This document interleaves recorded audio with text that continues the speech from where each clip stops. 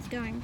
Alright, so this is Jango's Roadmap to Success video, and what we wanted to do is we came down to Hanscom Dog Park so we could work on helping him with his dog reactivity. I want to remind you guys of like different steps that we talked about, but you can definitely watch the video above this one to remember like what we did to start by walking him around. Now what we did is we just kind of parked over by the entranceway, which gives us a great access point to seeing lots of dogs going by, coming and going. The great thing is that it also gives him breaks. It naturally will give him breaks away from other dogs when dogs aren't coming in and out of the entranceway. It'll give him some time off, and that's just as important as having dogs go by because it gives him a break so he can kind of decompress and reset and then be more prepared for other dogs. Things that I wouldn't really be doing this much longer than about 30 minutes at a time, so try to keep your sessions to about 30 minutes when you're here, and remember that there's going to be times where he might not be able to get closer and you might be at the same distance from the entryway meeting other dogs for several days in a row. That's okay, just stick with it and keep going. Or not keep going forward, but just keep coming to the park and keep working with him on it. Other things to kind of keep in mind is dogs that are going to be more energetic. So if a dog comes running towards the gate, or if a dog is barking or whatever, he's probably going to be more reactive to that dog than a dog that's nice and calm and has like really calm behavior.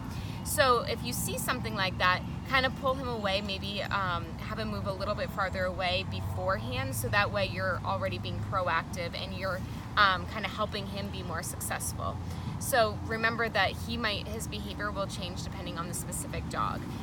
Other things that you might want to keep in mind are like, okay, so it seems like dogs that are about this size or that have this ear shape seem to bother him more. There might be certain breeds that he's more reactive to than other breeds. So just keep in mind that he won't treat every dog the same exact way.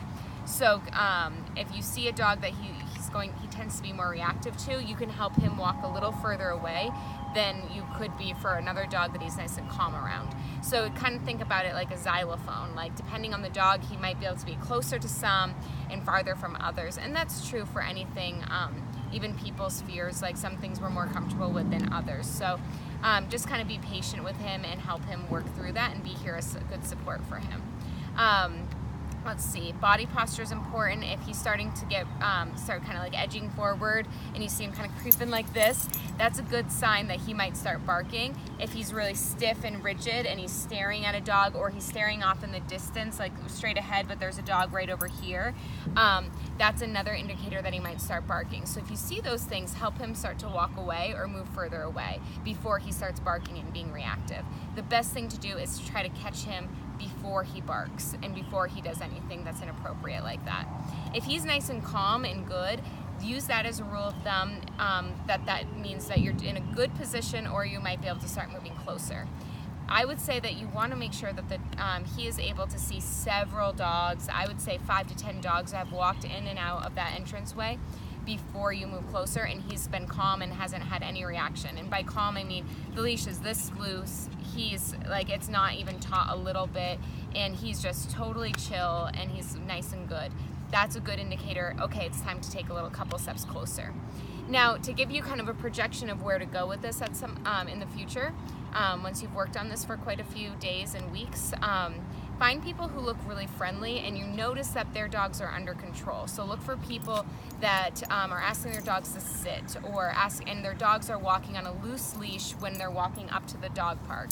Those are the people that when he's ready to start smelling another dog and greeting dogs, ask those people, say, hey, I'm working on him learning how to greet other dogs. Do you mind if he comes over and smells your dog? So that way you're intentionally asking people if that's okay with them, and you're also telling them that he's in a training process. But try to pick people based on how calm their dog is. If you pick people that have a nice calm dog, he's more likely to be able to have a successful greeting than if you find a dog that's really hyper. It might overwhelm him and kind of scare him, and that could set you back a little bit. So start with dogs that are nice and calm and things like that. Once you get to that point, you can keep finding different people to let him meet the dogs. Keep the greetings nice and short, keep them brief, and like that could be a smell or two, and then have him walk away. Better to start off with him nice and short but successful attempts than for him to see standing next to a dog too long and decide, actually, I'm not cool with this, and then he starts being reactive, like barking or trying to get away. So keep them really brief and short, and then you can work up to him standing around other dogs for longer periods of time. And then always end on a good note. When you're here, if he sees a couple dogs go by and he's nice and calm, that's a good time to leave, because you want him to end with feeling like, this was easy, I did great. If you leave when he starts barking and being reactive, you should stay longer. And if you have to, move away, but you want him to at least see 1 or 2 dogs go by where he's nice and calm before you actually take off, because you want his last memory to be that he saw other dogs, he was calm, everything's good. So those are the different tips that I would use for helping him. One other last tip that I want to mention, oh, another dog's coming, so I'm just going to bring him closer to me, is don't be afraid to be his advocate. He's a really tiny guy, so if a dog is off leash, you can go ahead and block the other dog or pick him up if you think that the other dog might get too close to him, because you want to make sure that he's always safe, and that if other people aren't taking care of their dogs and aren't doing the right thing by leashing them as they should, that he's not the one who's going to take the brunt of that, and he's going to be able to be successful. So if that's the case, don't be afraid to pick him up or kind of block him. Oops.